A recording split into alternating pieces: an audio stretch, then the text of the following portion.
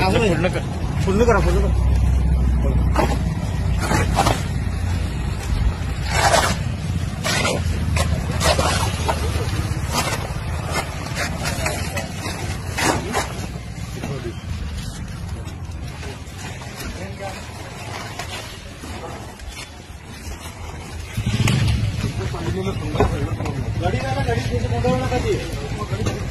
देवाचे पण फोटो आहेत त्याच्यावर.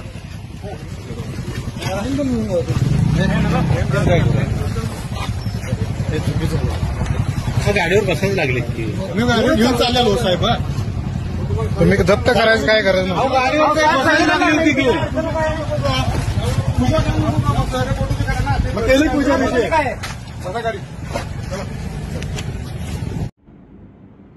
जतमध्ये आज जी घटना घडलेली आहे त्या घटनेचा मी तीव्र शब्दामध्ये जाहीर निषेध करतो.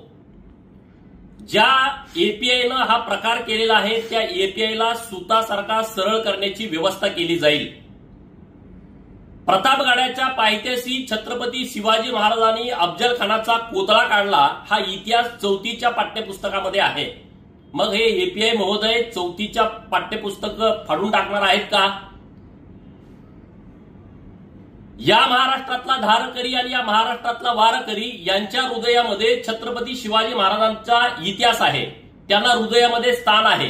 त्यांना हृदयामधून तुम्ही बाजूला हटवणार आहात का?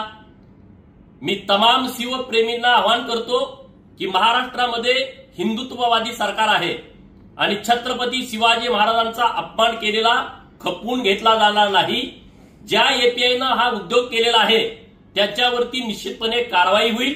मी राज्याचे मुख्यमंत्री माननीय देवेंद्र फडणवीस साहेबांच्या कानावरती ही गोष्ट घातलेली आहे. सांगली जिल्ह्याचे एसपी साहेब यांच्याशी सविस्तर बोललेलो आहे आणि त्यामुळं तुम्ही या सगळ्या गोष्टीचा संयम बाळगावा.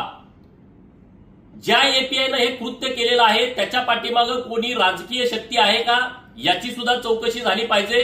कारण 2009ला ज्या नेते मंडळीच्या डोक्यात जंत होता त्यांनी जी दंगल घडवलेली आहे तसा काही प्रकार जतमध्ये करण्याचा प्रयत्न केला जातोय का याची सुद्धा चौकशीची मागणी मी करतोय.